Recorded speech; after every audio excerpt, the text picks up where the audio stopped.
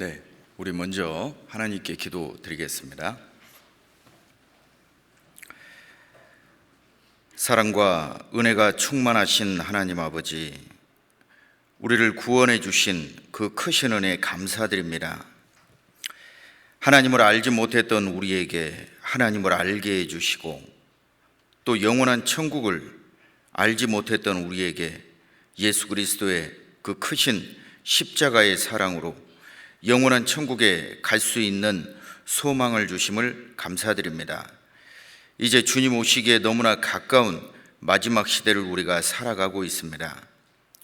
우리의 마음과 생활들이 주님 보시기에 합당한 삶을 살아가기를 원합니다. 주님 앞에 섰을 때 잘하였다 칭찬받는 주님의 자녀들이 될 수 있도록 도와주옵소서. 또 우리에게 맡겨주신 이 복음의 사명을 우리가 잘 감당할 수 있도록 도와주옵소서. 우리의 사랑하는 가족들, 또 친구들, 이웃들에게 이 복음 담대히 증거해서 함께 영원한 천국의 소망을 갖고 남은 생에 주 안에 함께 그 기쁨을 나눌 수 있도록 도와주옵소서. 또 지금 평택교회에서 말씀을 증거하고 계시는 이유한 목사님, 하나님께서 더욱 능력의 손길로 함께 해주시고 이번에도 더 큰 구원의 역사로 채워주시옵소서. 또 신용철 목사님, 신방식 목사님, 또 신현식 목사님, 교회 가운데 계속해서 전도 집회가 이루어지는 모든 곳에 주 성령께서 동일한 은혜로 채워주셔서 동일한 역사를 우리가 맛볼 수 있도록 도와주옵소서. 오늘의 이 말씀 또한 주 성령님께서 인도해 주옵소서. 마땅히 우리가 알아야 될 말씀을 깨닫게 해주시고 또 그 말씀을 따라 더욱 겸손한 마음으로 또 순종하는 마음으로 주를 섬길 수 있는 귀한 마음 허락해 주옵소서. 우리를 사랑하시는 주 예수님 이름으로 기도드렸습니다. 아멘. 네. 우리 시편 27편입니다.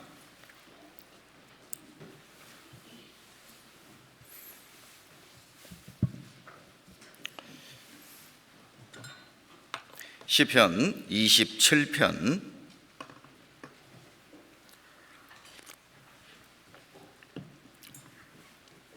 예, 1절부터 6절까지 제가 읽겠습니다.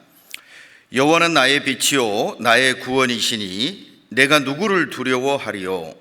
여호와는 내 생명의 능력이시니 내가 누구를 무서워하리요. 나의 대적 나의 원수된 행악자가 내 살을 먹으려고 내게 왔다가 실족하여 넘어졌도다. 군대가 나를 대적하여 진칠지라도 내 마음이 두렵지 아니하며 전쟁이 일어나 나를 칠지라도 내가 오히려 안연하리로다. 내가 여호와께 청하였던 한 가지 일 곧 그것을 구하리니 곧 나로 내 생전에 여호와의 집에 거하여 여호와의 아름다움을 앙망하며 그 전에서 사모하게 하실 것이라. 여호와께서 환난 날에 나를 그 초막 속에 비밀히 지키시고 그 장막 은밀한 곳에 나를 숨기시며 바위 위에 높이 두시리로다. 이제 내 머리가 나를 두른 내 원수 위에 들리리니 내가 그 장막에서 즐거운 제사를 드리겠고 노래하여 여호와를 찬송하리로다. 네. 안녕하십니까?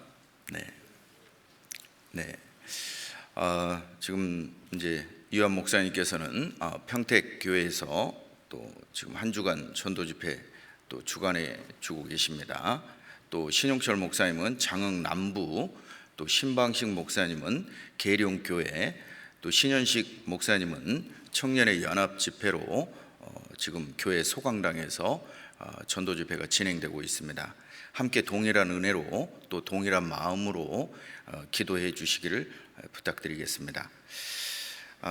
오늘은요 우리 6절의 말씀을 다시 한번 보겠습니다. 이제 내 머리가 나를 두른 내 원수 위에 들리리니 내가 그 장막에서 즐거운 제사를 드리겠고 노래하여 여호와를 찬송하리로다. 네. 오늘은 이 즐거운 제사라는 제목을 가지고 우리 함께 형제 자매님들과 이 말씀을 상고해 보겠습니다. 이제 코로나가 이제 거의 이제 마지막에 온 것 같습니다. 네, 지금 아주 급속도로 이제 코로나가 퍼져 가는데요. 또 우리 형제자매님들 2년여 동안에 또 너무 잘 견디셨고, 또 지금 우리가 하나님 앞에 그래도 또 감사한 것은 우리 2년 동안 주 안에서 교제하는 것을 멈추지 않았다는 겁니다. 또 2년 동안 우리가 복음을 전하는 것을 멈추지 않았다는 거죠. 또 더 놀라운 것은 이 어려운 시기에도 구원의 역사가 일어납니다. 이것을 보면 하나님께서는 우리에게, 물론 우리가 예수님께서 이런 마지막 때의 징조를 우리는 미리 알고 있기 때문에 예측은 했지만, 우리 시대에 이렇게 큰 전염병이 있을 것은 우리가 한 번도 걸어가 보지 않은 길이지 않습니까? 그런데도 역시 우리 그리스도인들은 너무 제 마음속에서 너무 멋진 것 같아요. 이 변화되는 환경을 또 하나님 앞에 어떻게 합당하게 살 것인가. 그래서 우리는 온라인으로 교제하고 또 온라인으로 복음을 전하는 것을 멈추지 않고 2년 동안 계속해서 해왔습니다. 우리 형제자매님들 너무나 감사드리고, 또 제 마음속에서는 정말 우리 형제자매님들 너무 그리스도 안에서 정말 멋있는 군인들 같습니다. 어떻게 그렇습니까? 네. 아무튼 우리 형제자매님 너무 감사하고요. 우리 시편 27편을 통해서 오늘 하나님 앞에 교훈을 받아보겠습니다. 시편 27편은 다윗이 기록한 시편입니다. 다윗의 삶을 우리는 너무나 잘 알고 있습니다. 구약 성경에 가장 많은 장수가 기록되어 있는 사람이 다윗입니다. 그 다윗은 너무나 많은 고통을 받았습니다. 우리가 신앙생활 하다 보면 우리가 구원받고 나면 정말 주 안에서 그 기쁨과 감사함이 있지만 삶 자체는 괴로울 때가 많아요. 우리는 어느 날 갑자기 이 말씀을 듣고 예수 그리스도의 사랑을 깨달았습니다. 자, 예수 그리스도의 사랑을 깨닫고 나면 그리스도인에게는 아주 큰 변화 한 가지가 생기게 됩니다. 그게 뭐냐면 아직 이것을 깨닫지 못한 사람을 불쌍히 여기게 되죠. 그래서 그 길이 너무 힘들고 어렵지만 그 길을 계속 가게 되는 겁니다. 다윗도 역시 마찬가지입니다. 다윗이 왕이 되고 싶은 생각은 꿈에도 없었습니다. 그의 집안은 귀족 집안이 아니고 또 왕가의 근처에 갈 수 있는 집안이 아니었습니다. 그런데 어느 날 하나님이 다윗에게 기름을 부으셨습니다.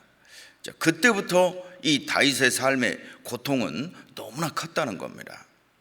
그래서 이 다윗은 이 시편을 기록할 때 다윗이 쓴 시편이 다윗의 이름이 있는 시편만 73편이나 됩니다.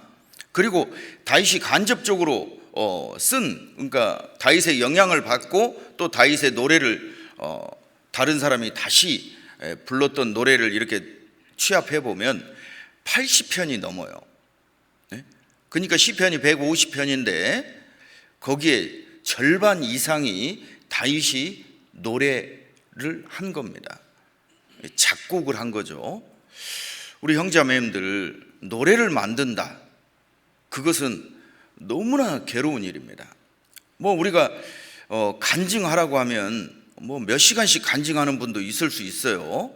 그런데 그 나의 간증을 간략한 시로, 그것도 곡조를 만들어서 노래로 만들으라고 하면 이거 얼마나 힘든 일입니까? 그러니까 노래로 만드는 것 작업 자체도 힘든 일인데 이 다윗은 그 많은 노래를 만들었다는 겁니다. 왜 그랬을까요? 다윗은요, 그 고통 속에서 주님을 찬양할 때 위로받은 겁니다. 주님을 찬양할 때 힘이 생긴 거예요. 자기의 삶은 너무나 고통스러운 삶을 살았습니다. 다윗은 그 친구, 자기를 너무나 사랑했던 사울 왕의 아들, 어떻게 보면 이제 황태자죠. 그 요나단에게 다윗은 뭐라고 고백합니까? 삶과 죽음이 한 걸음 차이뿐이라. 내가 죽고 사는 것은 한 발만 탁 삐끗하면 내가 죽게 된다. 그 다윗의 아주 비통한 심정을 그를 사랑한 요나단에게 고백하게 됩니다. 자, 다윗은 뭐라고 노래합니까? 1절에요. 여호와는 나의 빛이요 나의 구원이시니 내가 누구를 두려워하리요. 여호와는 내 생명의 능력이시니 내가 누구를 무서워하리요. 자, 이 노래를 다윗이 지을 때 두려워 안 했을까요? 또 무서워 안 했을까요? 반대적인 상황이죠. 저도 지금 두렵고 무섭습니다. 네, 혹시나 또 말 실수할까봐, 그죠? 네, 정말 우리 형제자매님들 앞에 이 말씀을 전해드린다는 것은 정말 두려운 일입니다. 이 다윗은 자기의 상황이 정말 너무나 두렵고 무서운 상황이었지만 일부러 또 의식적으로 그의 믿음 속에 하나님을 바라보는 겁니다. 2절에 다윗이 어떤 고통 속에 있는지 그 상황을 말하고 있습니다. 나의 대적, 나의 원수된 행악자가 내 살을 먹으려고 내게로 왔다가 실족하여 넘어졌도다. 내 살을 먹으려고 내게로 왔다. 그러니까 좀 쉽게 표현하면 뭐죠? 다윗을 뜯어먹으려고. 그러니까 다윗이 그 엄청난 그 삶의 위협을 느끼고 살았다는 겁니다. 우리 형제 자매님들은 어떻게 이런 삶의 위협을 좀 느끼고 사신 적이 있으신가요? 네. 삶과 죽음이 한 걸음 차이뿐이라. 내 삶은 왜 이렇게 고통스럽고 힘든 시간입니까? 자, 그랬을 때 우리 형제 자매님들은 어떻게 그것을 해결해 가십니까? 어떻게 그 문제를 돌파해 가시나요? 생각해 보세요. 또 3절에요. 군대가 나를 대적하여 진칠지라도 내 마음이 두렵지 아니하며 전쟁이 일어나 나를 치려 할지라도 내가 오히려 안연하리로다. 군대가 나를 대적하여 진칠지라도. 다윗을 사울의 군대가 에워쌌습니다. 블레셋이라는 군대가 에워쌌습니다. 다윗은 그 사면초가라고 하죠. 오고 갈 데 없는 그 상황에 놓일 때가 한두 번이 아니었어요. 자, 그때 다윗은 어떻게 그 모든 것을 해결해 나갔을까요? 또 이 다윗의 삶 속에서 그 가족들은 자기에게 위로를 줄 수 있어야 될 텐데 이 다윗의 심정은 바로 이런 모습이었습니다. 10절에요. 27장 10절. 내 부모는 나를 버렸으나 여호와는 나를 영접하시리이다. 그러니까 부모에게까지 버림을 받았다. 극도의 상황이죠. 이런 상황을 다윗이 정말 놓였을까 할 정도로 놓여 있는 겁니다. 자, 그들이 내 살을 먹으려고 내게 왔고 군대가 나를 에워싸고 있고 부모에게도 버림받고 사람에게 실어 버림바가 된 한 분을 우리는 알고 있습니다. 예수님께서는요, 바로 이 시편 27편의 이 다윗의 비통한 심경은 극한의 고통이지만 이 모습은 바로 예수님이 우리를 위해서 고난받으실 모습인 겁니다. 그 예수님이 그 험한 십자가를 앞에 두고 그는 인생을 살아야 됐습니다. 우리 형제 자매님들은 어린 시절을 생각하면 얼마나 기쁘세요, 그죠? 저도 어린 시절을 생각하면 뭐 철없이 놀잖아요. 아무 생각이 없습니다. 뭐 요즘 애들은 어떤가 모르겠습니다. 예, 또 요즘 애들 하니까 또 제가 또 라떼족이 되는 것 같은데요. 네. 물론 세대 차이는 분명히 있겠죠. 근데 요즘 아이들은 뭘 하고 노는지 모르겠어요. 그런데 아이들은 사실은 많은 고민을 하지 않습니다. 왜냐하면 아이들에게는요, 절대적으로 부모에게 의지해 살아가기 때문에 부모가 안정적으로 자기들을 사랑해주면 어떤 환경이어도 그들은 거기에서 안전함을 찾습니다. 저도 이렇게 비행기를 타고 가다가요, 그냥 터블런스라고 그러죠? 갑자기 비행기가 푹 꺼지는 경우를 만날 때가 있어요. 그러면은 비행기 안에 있는 사람들이 다들 막 놀래서 어떻게 할 줄을 몰라 합니다. 그 어린애도요, 갑자기 그런 사태가 일어나면 어린애도 깜짝 놀라서 자고 있던, 엄마 품에 자고 있던 어린애도 놀랍니다. 그런데 탁 눈을 들어 엄마 얼굴 한번 보고 다시 자요. 그게 어린아이에게는 엄마의 품은 아주 절대적이죠. 자, 예수님께서는 이 많은 고난과 어려움들을, 그러면 누구를 위해 이 고난을 받으시고 누구를 위해 이 고통을 받으셨을까? 한번 생각해 봅시다. 우리의 삶 속에서 우리 형제 자매님들은 나에게 있는 그 어려움들을 어떻게 해결해 가십니까? 많은 사람들은요, 사람을 의지해 가지고 그 사람에게서 뭔가 해결책을 찾으려고 합니다. 그러면 그럴수록 일은 더 꼬이게 돼요. 네?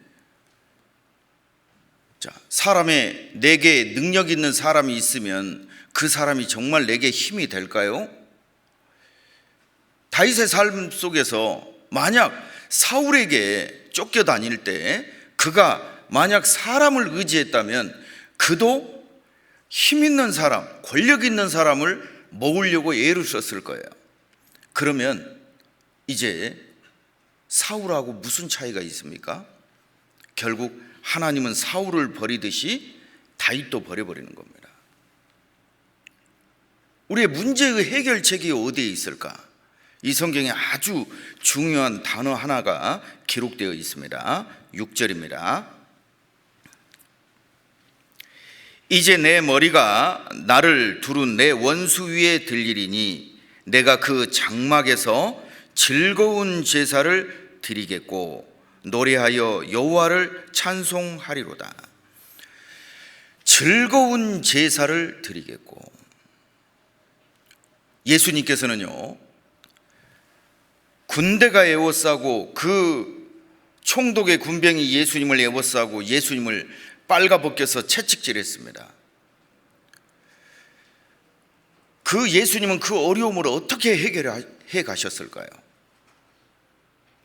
자기를 내어주시는 것으로, 자기를 제사의 제물로 드리시는 것으로 해결해 가셨다는 거예요. 네? 우리는 어떤 어려움 상황이 생기면 그 상황을 누구 때문에 생겼다, 어떤 상황 때문에 생겼다, 자꾸 그렇게 이야기하는데요, 우리는 그리스도인입니다.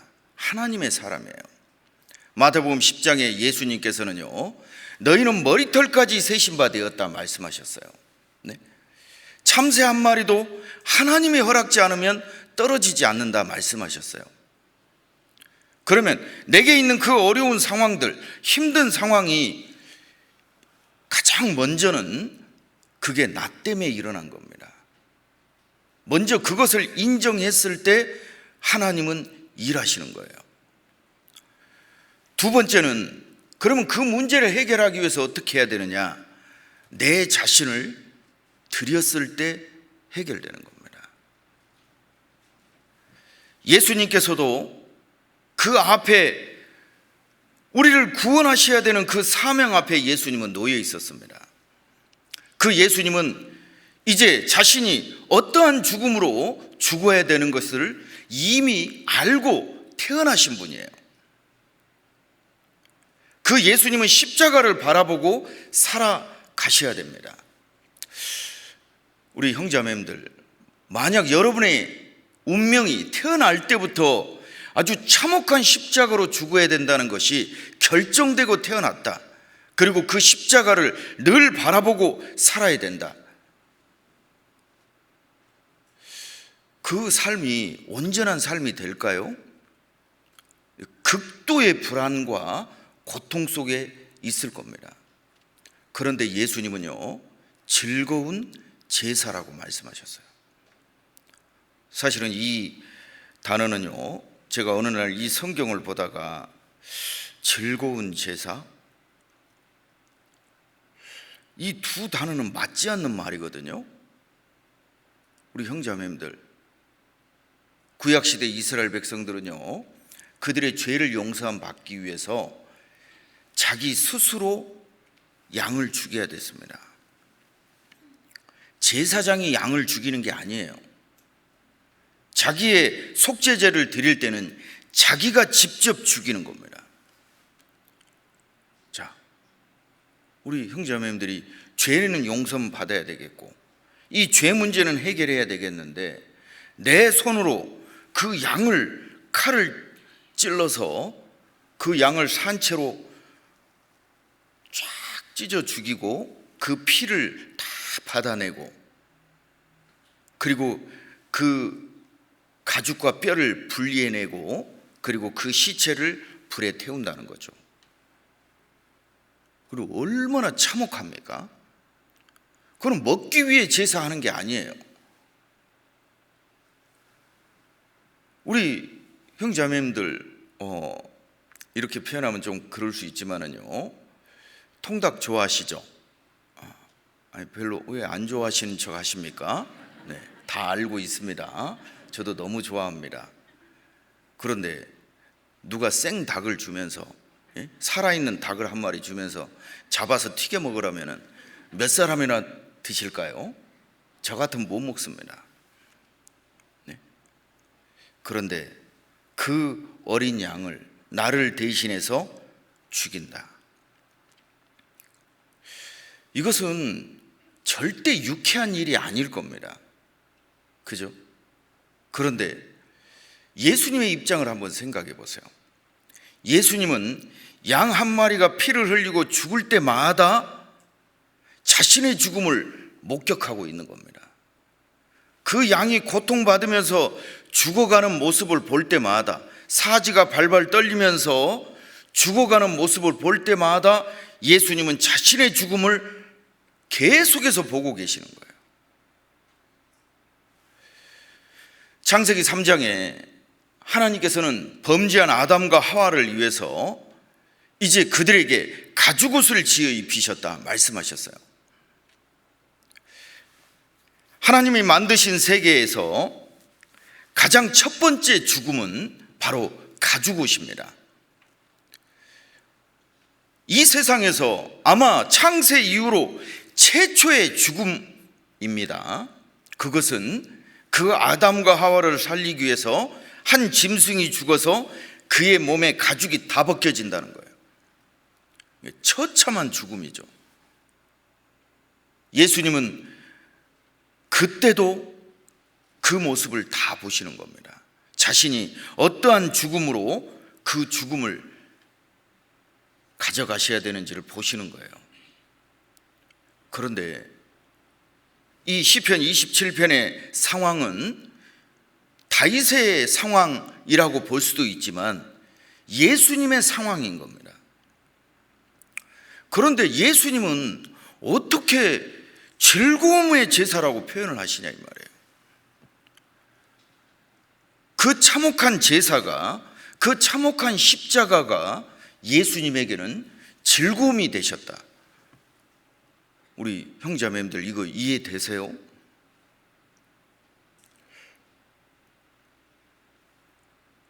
예수님은 구약의 어린 양이 당했던 고통보다요 더 많은 고통을 받으셨습니다. 구약의 어린 양은요, 그 어린 양 얼굴에 침 뱉은다고 어린 양이 기분 나빠하겠어요? 그런데 예수님은 유대인에게 잡혀가서 얼굴에 침 뱉음을 당했습니다. 그리고 그의 얼굴에 보자기를 씌워서 예수님의 얼굴을 주먹으로 두들겨 팼습니다. 네가 선지자면 너를 때린 사람이 누구인지 맞춰보라고. 그 모습을 로마 군인들이 또 봤는지 로마 군인들도 예수님의 얼굴에 침을 뱉었습니다. 그러니까 예수님은 침뱉음을 2차례를 받은 거예요. 그러니까 얼마나 침을 많이 뱉음을 당했는지 유대인들의 가야바의 뜰에서 침뱉음 받고 또 빌라도의 뜰에서 예수님은 침뱉음을 받았다는 거예요. 자, 이것을 생각하면은요, 이거는 내가 만약 창조주 하나님이라면, 그래서 우리를 구원하기 위해서 사람과 같이 돼가지고 왔는데, 사람을 구원하러 오셨는데, 그 한낱 피조물인 사람이 창조주를 몰라보고 그 창조주에게 침을 뱉는다? 또 어떻게 생각하세요? 이게 감당할 수 있을까요? 그리고 예수님의 몸을 빨가벗겼습니다. 우리가 영화에서 보면 예수님 그 수치를 가리는 그 천이라도 하나 덮여주지만 십자가에 죽이는 사람은 이런 사람은 살려둬서는 안 된다. 그리고 사람들에게 아주 본보기로 죽이는 것이기 때문에 인자를 베풀지 않습니다. 빨가벗겨서 채찍질을 하는 겁니다.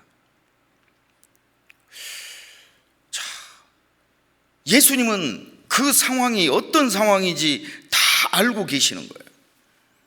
십자가에 오전 9시에 못이 박혀서 오후 3시까지 예수님은 6시간을 십자가에 매달려 있었습니다. 자, 예수님은 그 고통을 이미 알고 계셨다는 겁니다.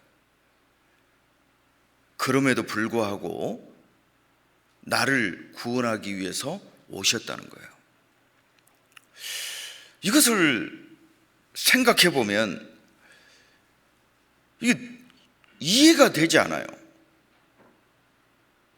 어떤 분은 그렇게 또 이야기합니다. 하나님이 나를 창조하셨다면 당연히 그렇게 해야 되는 거 아니냐고. 자, 그러면 또 하나님이 능력이 없어서 아담이 범죄하니까 그 아담 하나 살리려고 하나님이 자기 목숨을 버리신다? 하나님이 능력이 없습니까? 아담이 범죄했을 때 또 다른 아담을 만들 능력이 하나님에게 없을까요? 성경의 하나님은요, 그 능력이 있다고 말씀하십니다. 우리 말라기 2장을 한번 보겠습니다. 구약 성경 맨 뒤에 말라기 2장입니다.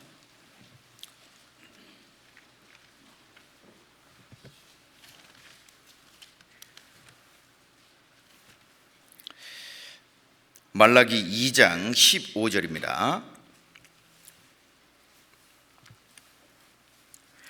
여호와는 영이 유여하실지라도 오직 하나를 짓지 아니하셨느냐? 어찌하여 하나만 지으셨느냐? 이는 경건한 자손을 얻고자 하심이니라. 그러므로 내 심령으로 삼가 지켜 어려서 취한 아내에게 괴사를 행치 말지니라. 자, 여호와는 영이 유여하실지라도, 이 말이 좀 어려운 말입니다. 이 말이 무슨 말인 것 같아요? 여호와는 영이 유여하시다. 유여라는 것은요, 있을 유 남을 여자입니다. 하나님은 능력이 전능하신 분이셔요. 아담이 범죄했을 때 그 아담 버리고 새로운 아담을 만들 수 있는 능력이 하나님에게 있습니까? 없습니까? 있어요. 그런데 왜 하나님은 그렇게 하지 않으셨을까요? 하나님은요, 그 아담을 사랑하셨습니다. 아담은 하나님의 사랑을 배반하고 떠났을지 모르지만 하나님께서는 그 아담을 사랑하셨어요. 그리고 그 사랑을 살려내기를 원하시는 겁니다.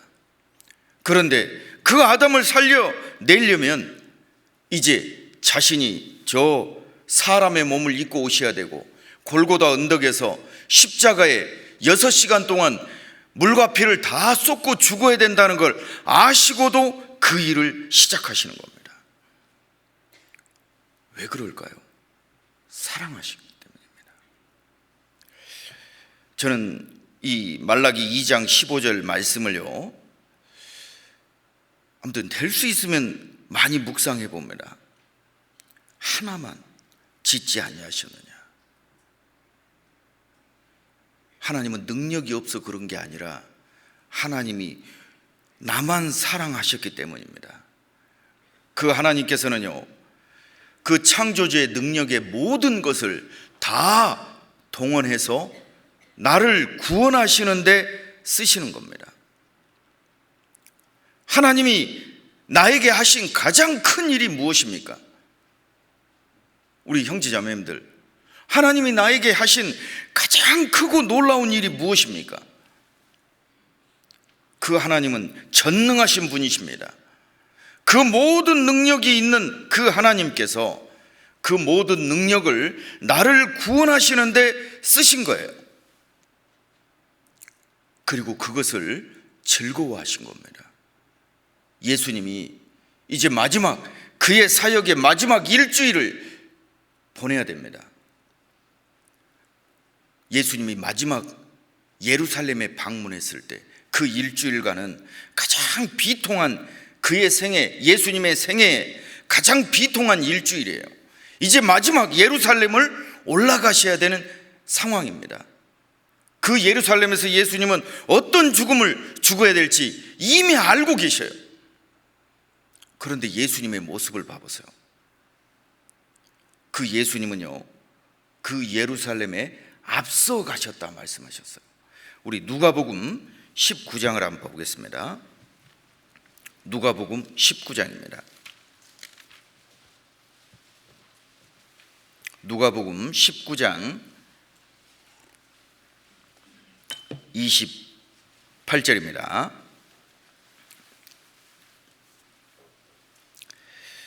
예수께서 이 말씀을 하시고, 같이 읽어보겠습니다. 예루살렘을 향하여 앞서서 가시더라. 이제 예수님의 마지막 예루살렘에 올라가시는 그 길이에요. 예수님은 이때 십자가에 죽으실 것을 아셨을까요? 모르셨을까요? 몰랐으면 예수님은 하나님이 아니시죠. 예수님은 이미 알고 계십니다. 그런데 예수님은 앞서 가시더라. 왜요? 우리는 겟세마네에서 예수님이 기도하신 땀방울에서 핏방울이 났던 그 예수님의 기도를 기억하고 있습니다. 아버지여, 할 수만 있거든 이 잔을 내게서 지나가게 하옵소서.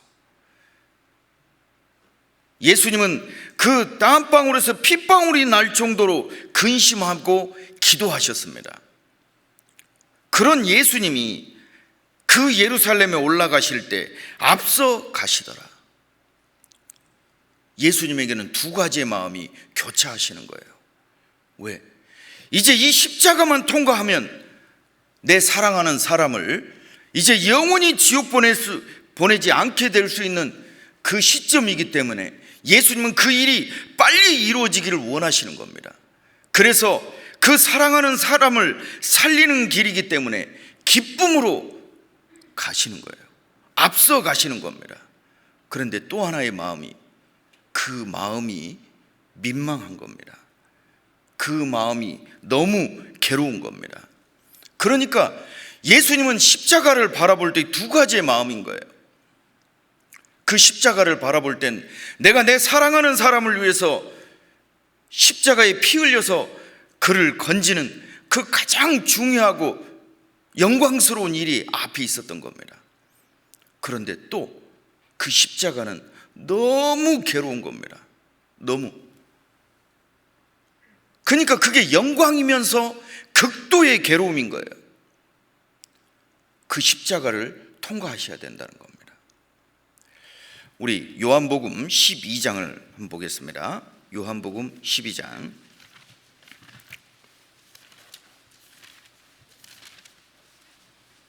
요한복음 12장 23절입니다.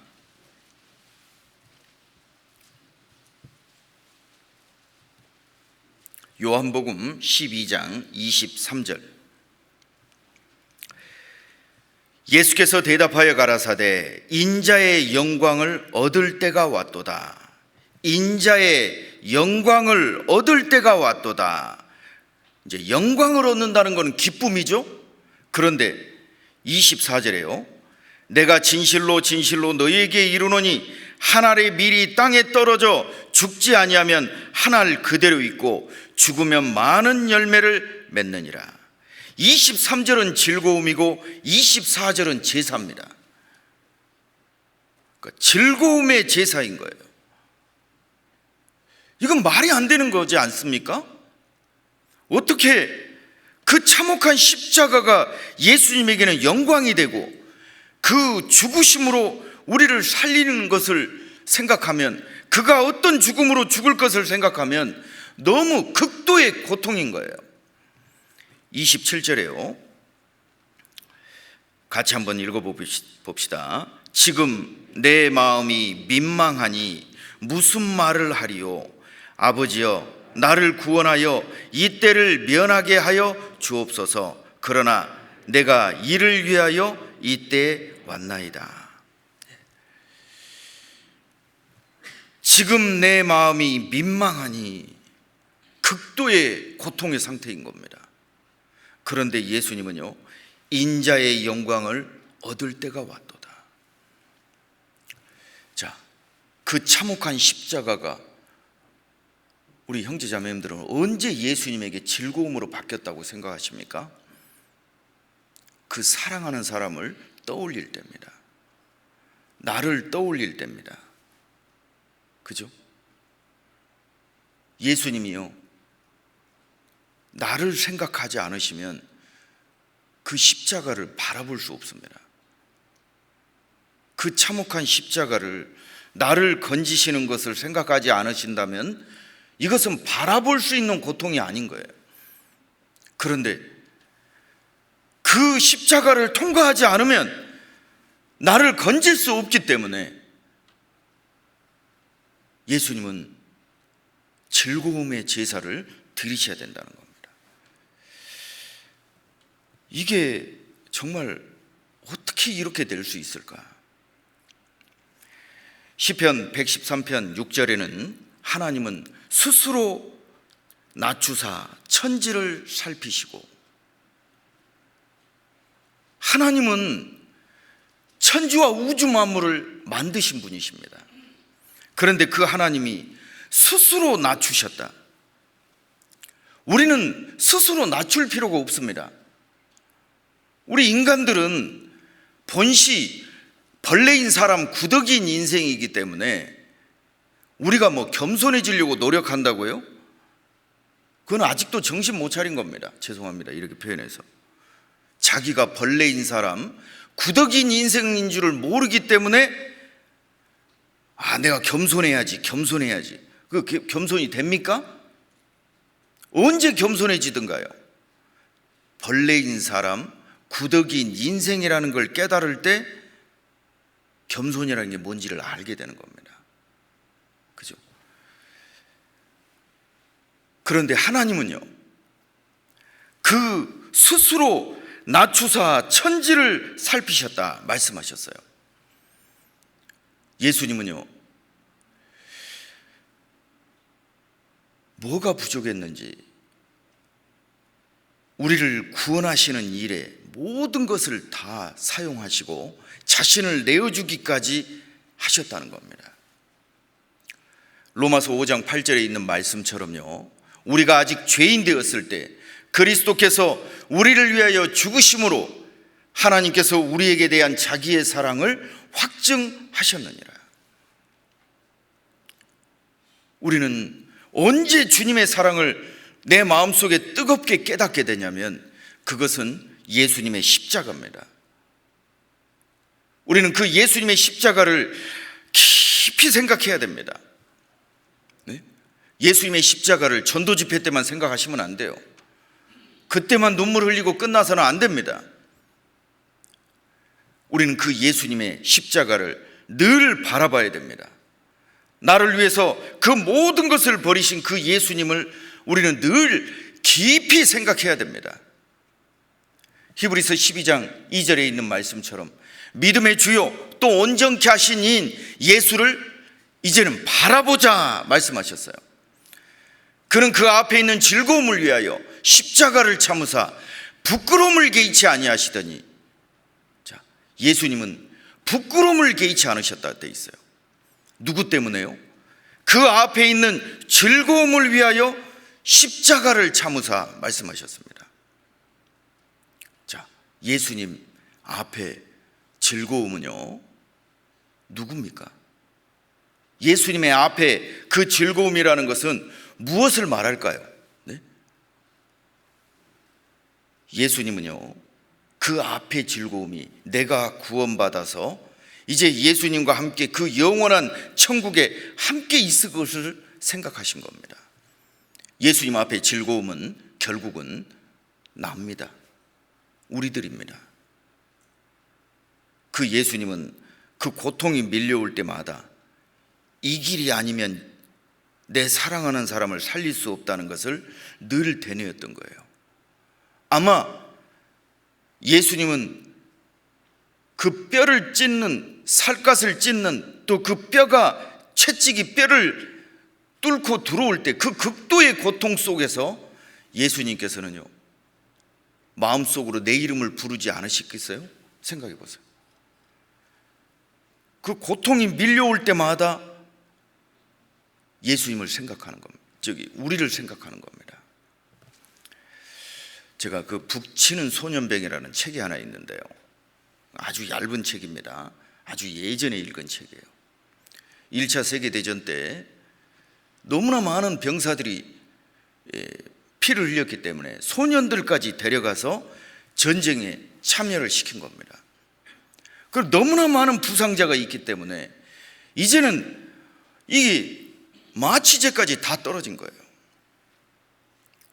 그런데 한 아이가 총상을 입어서 살이 썩어갑니다. 그것을 수술하지 않으면 그의 생명이 끝나는 겁니다. 그런데 수술하려고 봤더니 마취제는 없어요. 어떻게 해야 될까요? 그걸 수술하는 의사가 수술은 해야 되는데 이 아이가 이것은 견딜 수 있는 고통이 아니잖아요. 그런데 이 의사가 너가 이 수술만 잘 끝난다면 이제 너는 고향집으로 갈 수 있다고. 이 아이가 그 말을 듣는 순간 몇 년 동안 너무나 그리워했던 어머니를 만날 생각을 하니까 빨리 수술을 해서 어머니 곁에 가고 싶은 거예요. 그런데 이 의사가 이야기를 하는 겁니다. 수술은 해야 되는데 마취제가 없다고. 이것은 네가 견딜 수 있는 고통이 아니라고. 내가 죽어서 어머니에게 갈 수 없습니다. 내가 어떻게든지 참아볼 테니까 수술을 해달라고. 이 의사도 진땀을 흘리고 수술을 했습니다. 이 아이도 막 그 고통이 밀려올 때마다 막 그걸 이를 악물고 참아내는 겁니다. 자, 수술이 끝나고 기절해 버렸습니다. 그리고 깨어났어요. 의사는 물어봤습니다. 그 고통을 어떻게 참았냐고. 그 고통이 밀려올 때마다 고향집에서 어머니를 만날 걸 생각했다는 거예요. 그걸 생각하니까 그 고통이 참아지더라는 겁니다. 제가 그 모습을 보다가 예수님이 바로 그 고통이 밀려올 때마다 예수님은 누구를 생각하셨을까? 나를 생각하고 그 고통을 예수님은 참아내시지 않으셨겠어요? 예수님 앞에 즐거움은 내가 있기 때문에 우리는 그것을, 예수님은 참아내신 겁니다. 그리고 그 예수님은 그 십자가의 제사를 즐거움의 제사라 우리에게 말씀해 주셨어요. 그 앞에 즐거움을 위하여 십자가를 참으사 부끄러움을 개의치 아니하시더니 하나님 우편에 앉으셨느니라. 이제 우리가 그 주님 앞에 우리의 신앙생활 속에 그 많은 고통을 참고 인내할 수 있는 그 인내의 근원이 무엇일까요? 나를 위해 죽으신 예수님입니다. 그 예수님이 바로, 그 예수님을 바라볼 때 우리는 그 고난을 참을 수 있습니다. 그 예수님을 바라볼 때 우리는 그 고통을 견디고 오히려 주님 앞에 나아갈 수 있다는 겁니다. 우리가 주님이 나에게 맡기신 그 일들을 우리는 과감하게 할 수 있다는 겁니다. 우리 히브리서 12장을 봐보겠습니다. 히브리서 12장.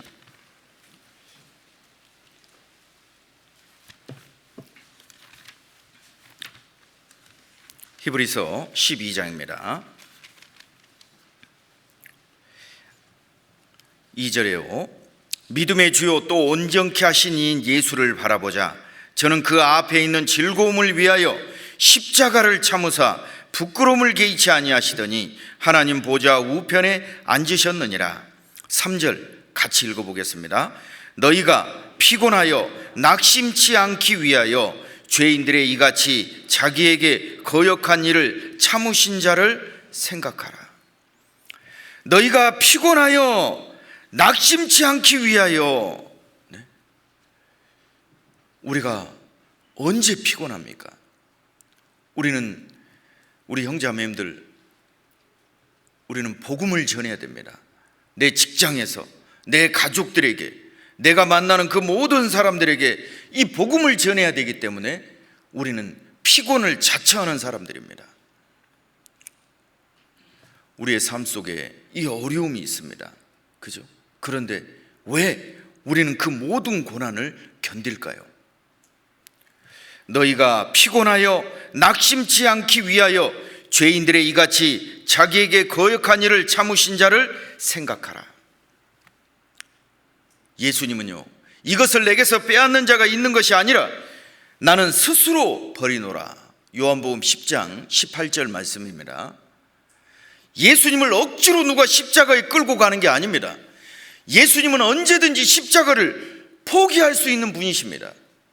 그런데 왜 예수님은 십자가의 길을 포기하지 않고 끝까지 잠잠한 양처럼 걸어가실까요?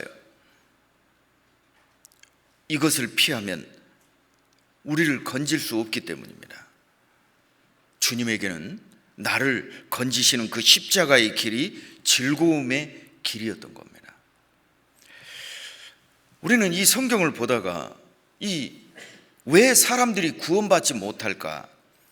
사실은 즐거움의 제사라, 즐거운 제사라는 말은요, 그리스도인들만 이해할 수 있는 겁니다. 지금 제사라는 말은 뭐 우리가 옛날 구원받기 전에 조상에게 제사 지내는 그런 게 아니잖아요. 양을 잡고 소를 잡는 겁니다. 열왕기상 3장에 솔로몬이 그가 왕이 되었을 때 그는 너무나 두려웠습니다. 그 아버지 다윗처럼 자기는 지혜가 없었어요. 이 백성들을 어떻게 다스릴지를 몰랐던 겁니다. 그래서 그 두려움 속에서 그는 하나님 앞에 일천 번제를 드렸습니다. 우리 한번 상상을 해보세요. 일천 번제다. 양을 1000마리를 죽인다. 소를 1000마리를 죽인다. 아마 여기 계신 우리 형제자매님들 기억하시는 분이 계실 거예요. 예전에 현대그룹 정주영 회장이요, 그 소를 1000마리를 북으로 끌고 간 일이 있습니다. 가난한 북한 사람들 도와주겠다고 자기 고향에 금이 환영하면서 소 1000마리를 끌고 갔는데 그 길이가 몇 킬로였다고요? 24킬로. 물론 이제 트럭으로 싣고 가야 되기 때문에요. 그런데 솔로몬이 드린 번제가 1천 번제입니다. 한 마리를 죽였습니다. 또 한 마리를 죽였습니다. 그렇게 해서 1000마리를 죽이는 거예요. 온 예루살렘이 피로 범벅되지 않겠어요? 솔로몬은 그 간절한 마음으로 하나님 앞에 그 양 한 마리 한 마리를 드렸을 거예요. 그런데 자, 우리 생각해 보세요. 왜 그랬을까요? 그는 하나님의 도움을 받고 싶었습니다. 그리고 그 1천 번제를 하나님 앞에 드렸을 때 하나님께서는요, 내가 너에게 무엇을 줄고 구하라. 나에게 구하라. 그 솔로몬이 얼마나 절박했으면 1천 번제를 드렸을까? 하나님이 그래, 너 원하는 게 뭐냐? 내가 다 들어주겠다. 그랬더니 솔로몬은 이렇게 말합니다. 하나님, 저는 우리 아버지에 비하면은요, 저는 어린 아이입니다. 주의 백성을, 하나님의 백성을 다스릴 지혜가 없습니다.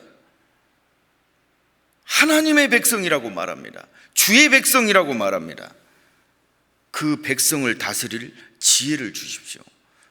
하나님이 1천 번제를 드릴 때 솔로몬의 모습을 보고 감동이 되었는데, 솔로몬이 구하는 그 기도의 모습을 보고 또 감동을 받은 거예요. 솔로몬이 구하지 않았던 그 모든 것을 하나님은 솔로몬에게 다 주십니다. 자, 솔로몬은요, 아마 솔로몬이 타락하기 전에는 그 1천 번제를 드렸던 것을 늘 기억했을 거예요. 그런데 솔로몬이 타락했을 때는요, 1천 번제가 아니라 1천 부인을 생각하는 거예요. 1천 즐거움을 생각하는 겁니다. 결국은 타락하는 거예요. 그가 계속해서 그의 삶 속에 그 절박함에 즐거움의 제사를 스스로 드렸다면 그는 버려지지 않았을 겁니다. 솔로몬이 타락하기 전에 그가 노래했던 노래가 아가서입니다. 그 아가서의 성경은 사랑의 극치의 모습을 우리에게 보여주고 있습니다. 솔로몬과 그 얼굴이 검었던, 그게 사람 눈에는 볼품 없었던 그 술람미 여인을 사랑했던 솔로몬과 술람미 여인이 사랑했던 솔로몬과의 사랑의 이야기인 겁니다. 자, 그때 이 술람미 여인은 뭐라고 고백합니까? 술람미 여인이요, 솔로몬이 타락하기 전에 하나님 앞에 그 순수한 마음이었을 때,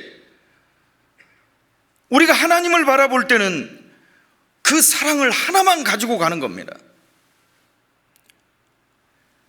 그 말라기 2장 15절에 있는 말씀처럼 여호와는 영이 유의하실지라도 하나만 짓지 아니하셨느냐.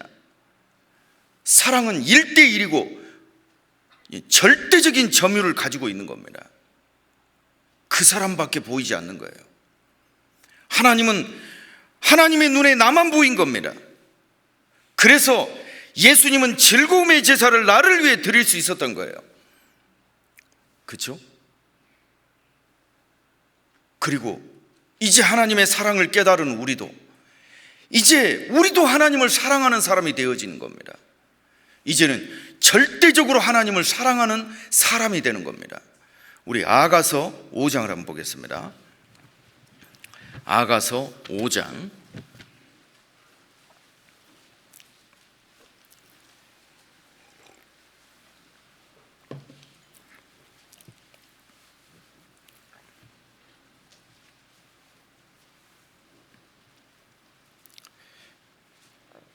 아가서 5장 7절입니다.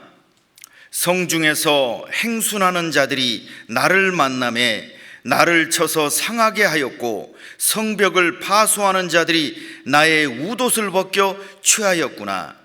지금 술람미 여인이 지금 말하는 노래하는 노래입니다. 그 술람미 여인이 성중에서 고통을 받고 치욕을 받는 거예요. 8절에 예루살렘 여자들아 너희에게 내가 부탁한다. 너희가 나의 사랑하는 자를 만나거든 내가 사랑함으로 병이 낫다 하려무나. 내가 사랑함으로 병이 낫다 하려무나. 이 술람미 여인은 나를 말할 수 있습니다. 솔로몬은 하나님을 말할 수 있어요. 예수님을 말할 수도 있고요. 우리 형제자매님들, 내가 사랑함으로 병이 낫다 하리무나. 우리가 주님을 이만큼 사랑하시나요? 어떠세요? 이 모습을 보면 나도 주님을 사랑하는 것이 내 병이 됐으면 좋겠다. 영어로는요 I am love sick이라고 되어 있습니다. 저 외국에 이민을 간 사람들이 고향을 그리워 가지고요 이 마음에 병이 듭니다. 그걸 향수병이라고 그래요. 그걸 홈식이라고 합니다. 고향이 그리워서요 맨날 눈물만 흘리고 사는 겁니다. 그 고통 속에, 그죠? 그런데 이 술람미 여인은 홈식이 아니라 러브식을 하고 있는 거예요. 주님을 생각하면, 주님이 나를 위해 그 모든 십자가를 지시고 그 고통을 받으시는 그 모습을 우리가 생각하면 우리 마음속에 그 러브식이 올라오지 않겠습니까? 내가 사랑함으로 병이 낫다 하려무나.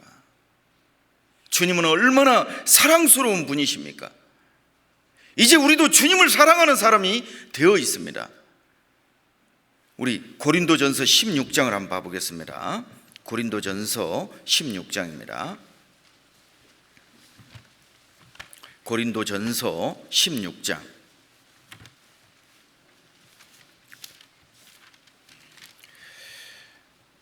22절입니다. 고린도전서 16장 22절.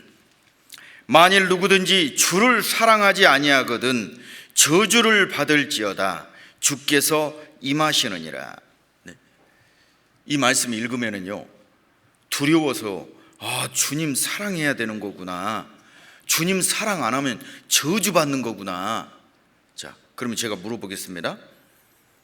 우리 형제 자매님들은 하나님에게 저주받기 싫어서 주님을 사랑하십니까? 이 말은 그 말이 아닙니다. 구원받은 그리스도인은 당연히 주님을 사랑하는 겁니다. 그가 먼저 나를 사랑하셨기 때문에 우리는 주님을 사랑할 수밖에 없는 사람입니다. 그러니까 주님을 사랑하지 않는 것은 그 사람은 구원받지 않는 사람이라는 말이에요. 이미 저주 가운데 있는 거라는 것을 말하는 겁니다. 술람미 여인은 그리스도인이 주님을 얼마나 사랑하느냐, 내가 주님을 사랑함으로, 하나님을 사랑함으로 병이 낫다 하려무나. 그 사랑이 우리 마음속에 깨달아졌을 때 우리도 주님을 사랑하게 되는 겁니다. 우리가 신앙생활 하는 거, 이거 만약에요 누가 억지로 시킨다면 이거 하겠습니까? 어떠세요? 막 피곤해 죽겠는데 교회 오라고 그러면 오시겠어요? 피곤해 죽겠는데 전도 집회 참석해야 되고 전도해야 되고, 직장에서 사람들한테 비아냥거리는 말 듣고 우리가 전도해야 된다고 하면 그 억지로 어떻게 합니까? 근데 우리가 왜 그것을 기쁨으로 합니까? 주님이 나를 사랑하셨기 때문입니다. 우리는 그것을 억지로 하는 게 아닙니다. 그러지 않으세요? 저는요 이 성경을 읽다가 그 구레네 사람 시몬, 마가복음 15장에 있는, 이거 한번 찾아볼까요? 마가복음 15장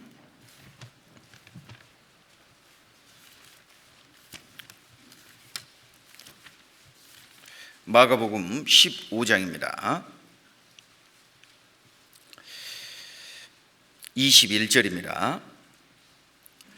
마침 알렉산더와 구포의 아비인 구레네 사람 시몬이 시골로서 와서 지나가는데 저희가 그를 억지로 같이 가게 하여 예수의 십자가를 지우고, 여기서 어느 날 이 억지로라는 단어가 딱 떠오르는 거예요. 자, 구레네 알렉산더와 구포의 아비인 구레네 사람 시몬. 그러면 여러분 거기에다 여러분 이름을 써보세요. 여러분의 이름을 써보세요. 시몬이 아니라 내 이름을 써보세요. 예수님이 그 십자가로 나를 구원하기 위해서 십자가를 끌고 올라가시다가 넘어지셨습니다. 그러면 여러분 억지로 예수님 십자가 메고 가시겠어요? 내가 이 시몬이었다면 누가 나에게 예수님, 나를 위해서 지금 십자가를 지고 가신 그 예수님이 내 앞에서 넘어지셨어요. 십자가의 무게를 견디지 못하고 채찍에 120대를 맞아서 힘이 없는 그 예수님이 나를 위해서 십자가를 메고 가시는데 내 앞에서 예수님이 넘어지셨어요. 그러면 여러분, 우리 형제자매님들, 그 예수님의 십자가를 벗겨가지고 나에게 주는데 내가 억지로 메고 가겠습니까? 이 시몬이, 구레네 사람 시몬은 그 예수님이 왜 십자가를 지고 가는지를 모르기 때문에 어쩌다 재수없이 걸려가지고 내가 지금 왜 이런 수모를 당하는가? 억지로 메고 가는 겁니다. 억지로. 그런데 그 시몬이 내가 되어 보십시오. 구원받은 내가, 예수님의 사랑을 깨달은 나라고 생각해 보세요. 억지로 갈까요? 우리 형제자매님들, 우리의 신앙생활이 억지로 할 수 있습니까? 아닙니다. 예수님은 자신을 즐거움의 제사로 드리셨습니다. 이제 우리도 우리 자신을 즐거움의 제사로 드리는 겁니다. 이건 누가 시켜서 되는 문제가 아닙니다. 그 예수님의 사랑을 깨달을 때 우리는 그 예수님을 사랑하게 되는 겁니다. 내게 가장 사랑하는 사람이 있다면 그게 누구냐? 예수님이에요. 제 가족들에게는 미안할 수 있습니다. 저뿐만일까요? 우리 형제자매님들은 어떠세요? 내 앞에 가장 사랑하는 사람 한 사람을 앞에 놓으라면 여러분은 누구를 놓겠습니까? 예수님이잖아요. 왜요? 예수님이 먼저 나를 앞에 놓으셨기 때문입니다. 예수님 앞에 내가 없었다면 예수님은 절대 십자가를 참지 못하십니다. 그리고 이제 구원받은 나도 예수님을 앞에 놓는 겁니다. 우리 시편 16편을 봐보겠습니다. 시편 16편입니다.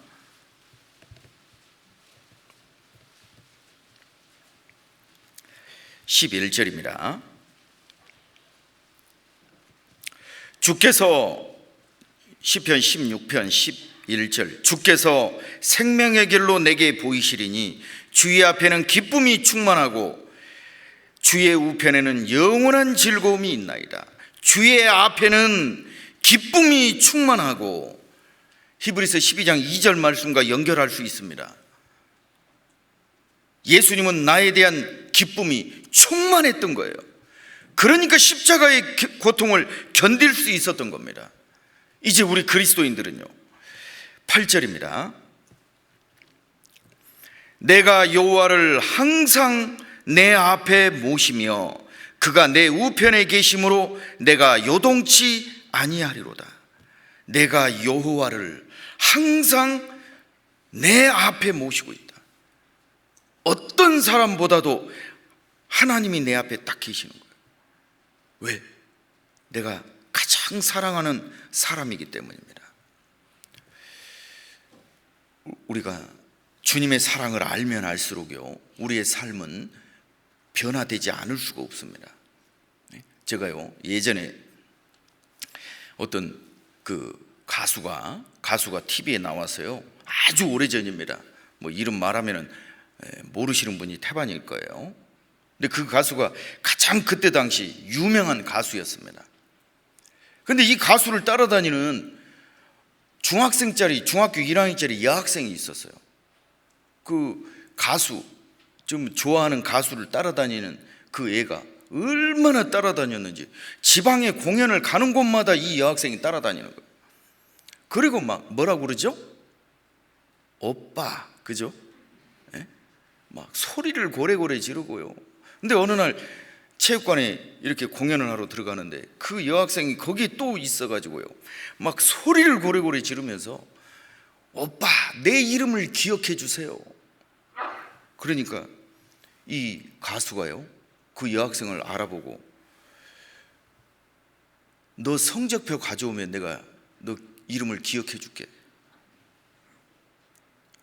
그 여학생이 그 사랑하는 오빠에게 처음 자기하고 1대1 대면에서 들은 말이 성적표 가져오면 너 이름을 기억해 줄게.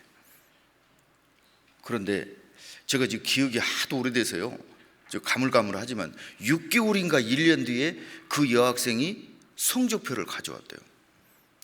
근데 반에서 1등인가 전교 1등인가, 아무튼 설마 1년 만에 전교 1등이 됐을까요? 아무튼 제가 그때 그 가수가 나와가지고 이야기하는데 깜짝 놀랐어요.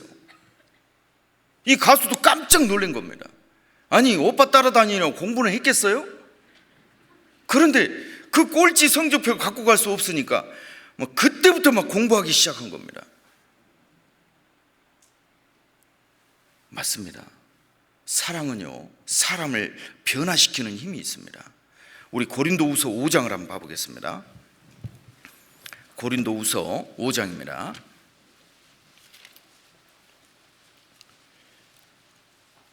14절입니다. 고린도후서 5장 14절. 그리스도의 사랑이 우리를 강권하시는도다. 우리가 생각건대 한 사람이 모든 사람을 대신하여 죽었은즉 모든 사람이 죽은 것이라. 그리스도의 사랑이 우리를 강권하시는도다. 그리스도의 사랑이 나를 강권하시는도다. 이 강권이라는 단어가요, NASB 성경에는 컨트롤입니다. 그리스도의 사랑이 나를 컨트롤하시는도다, 이런 말씀이에요. 우리가 왜 주님을 위해 살아야 됩니까? 억지로 합니까? 아닙니다. 내가 사랑함으로 병이 낫다 하려무나. 그래서 베드로전서 1장 8절에서 9절에 있는 말씀처럼요, 예수를 너희가 보지 못하였으나 사랑하는도다. 이제도 보지 못하나 믿고 말할 수 없는 영광스러운 즐거움으로 기뻐하나니 믿음의 결국 곧 영혼의 구원을 받음이라. 너희가 예수를 보지 못하였으나 사랑하는도다. 사도 베드로는요, 예수님을 직접 본 사람이고 예수님을 통해 직접 말씀을 듣고 구원받은 사람입니다. 그리고 그의 길은 정해졌습니다. 그는 십자가의 꼬꿀로 매달려서 죽을 것이 예언되어 있는 그 인생을 그는 기쁨으로 살아갔어요. 왜? 그는 예수님을 알기 때문입니다. 그런데 자기가 복음을 전해서 구원받은 사람들은 예수님을 보지 못한 사람들입니다. 베드로는 그들이 예수님만 부인하면 불에 태워 죽는 것을 면할 수 있고 사자밥이 되는 것을 면할 수 있고 그들의 죽음을 피할 수 있는데, 그들은 예수님을 부인하지 않고 죽음의 길을 선택했다는 거예요. 베드로는 그 모습을 보신 거예요. 너희가 예수를 보지 못하였으나 사랑하는도다. 왜냐? 너희가 구원받은 사람이 맞구나, 이 말씀입니다. 우리 형제자매님들, 그래서요, 예수님은 나를 위해서 가장 아름다운 일을 하셨습니다. 그래서 이 성경에는 바로 시편 27편 6절에 즐거움의 제사, 맞지 않는 단어가 붙어 있는 겁니다. 또 골로새서 2장 15절에 있는 말씀처럼 정사와 권세를 벗어버려 밝히 드러내시고 십자가로 승리하셨느니라. 십자가와 승리는 맞지 않는 단어인 겁니다. 십자가는 죽는 길이에요. 그런데 그게 승리하는 길이 되어버린 겁니다. 그것은 오직 그리스도 안에서만 이루어지는 겁니다. 우리 그리스도인들도 마찬가지입니다.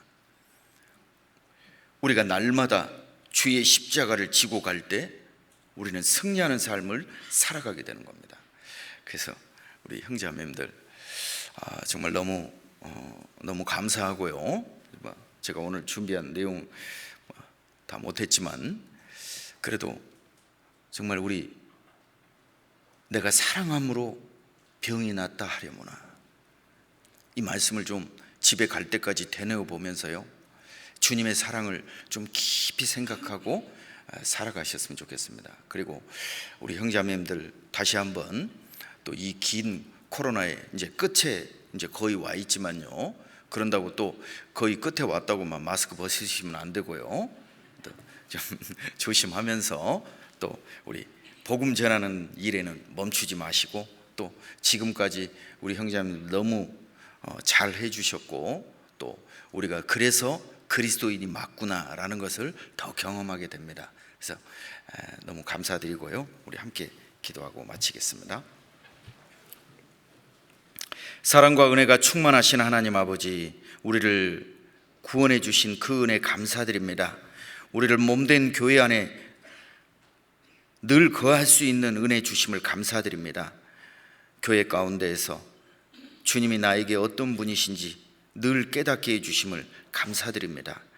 우리가 예수님 바라보고 예수님 생각하고 이제 우리도 주님만 사랑하는 사람이 되기를 원합니다. 우리 연약함을 돌봐 주시고 주님, 우리를 인도해 주옵소서. 또 우리 형제 자매님들 복음을 전하는 근심 외에는 그 어느 것도 하지 않도록 하나님께서 그 삶 가운데 은혜와 사랑으로 덧입혀 주셔서 우리가 주님의 일을 하는데 지치지 않도록 도와주옵소서. 계속해서 복음이 전해지는 그 모든 곳에 주님 함께 해주시고, 또 우리를 통해 더 많은 영혼이 주께 돌아오는 일에 우리가 쓰임받기를 간절히 원하옵니다. 주님 인도해 주옵소서. 우리의 나머지 모든 삶이 주 성령 안에 늘 드려지는 삶이 되기를 간절히 원하옵니다. 우리를 사랑하시는 주 예수님의 이름으로 기도드렸습니다. 아멘. 네.